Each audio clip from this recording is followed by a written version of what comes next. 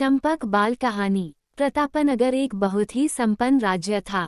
वहाँ के राजा बहुत ही प्रतापी थे और प्रजा का पूरा ख्याल रखते थे।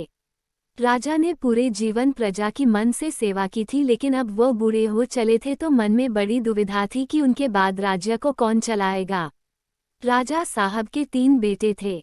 अब तीनों ने एक ही गुरु और एक ही विद्यालय से शिक्षा ली थी, लेकिन राजा ये निर्णय नहीं कर पा रहे थे कि कौन राज्य के लिए सबसे अच्छा उत्तराधिकारी है। अब राजा ने तीनों बेटों की परीक्षा लेने की सोची। एक दिन राजा ने सुबह सुबह सभी पुत्रों को बुलाया और उन सबको एक एक बोरी गेहूं देते हुए कहा कि मैं और तुम्हारी माता तीर्थ यात्रा पर जा रहे हैं। हमें वापस आने में 1 वर्ष से भी ज्यादा लग सकता है। तुम तीनों की ये जिम्मेदारी है कि अपने हिस्से के गेहूं को संभाल के रखना, और जब मैं वापस लौटूं तो तुमको ये गेहूं की बोरी वापस लौटानी है।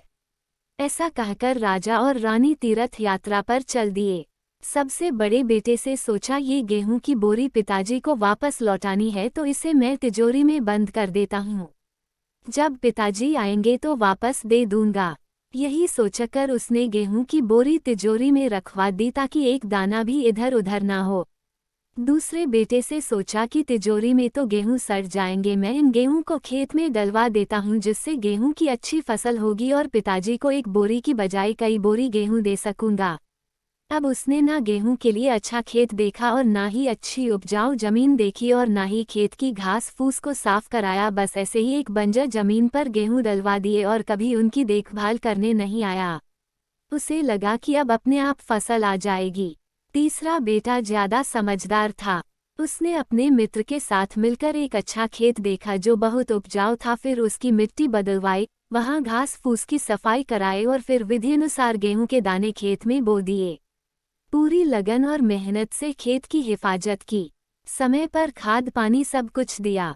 साल भर बाद पहली फसल आई, उसने फिर से उसे बोया, फिर और अन्न उपजा। खेत खलिहान लहलहाने लगा। राजा यही कोई 3 वर्ष बाद वापस आया। तीनों पुत्रों को देखकर बड़ी प्रसन्नता हुई, साथ ही मन में इच्छा थी ये जानने की कि बेटों ने गेहूं के साथ क्या किया।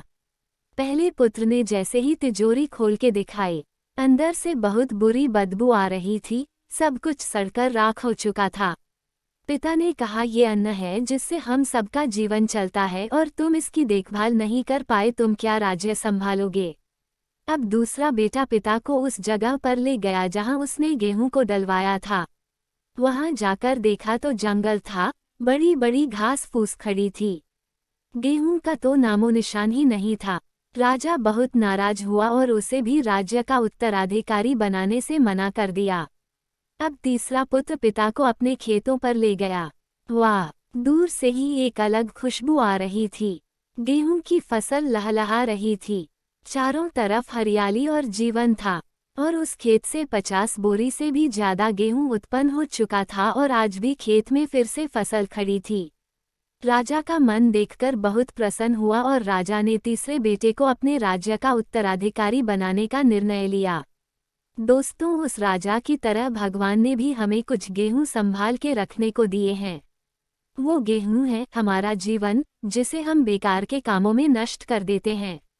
ईश्वर ने जीवन दिया कि दुनिया का विकास करना, अपने ज्ञान को बढ़ाना और उसे बांटना, लेकिन हम अज्ञानी लोग इस जीवन को सड़ा देते हैं और अंत समय जब ईश्वर पूछता है कि जीवन में क्या किया, तो जवाब होता है शून्य, कुछ नहीं।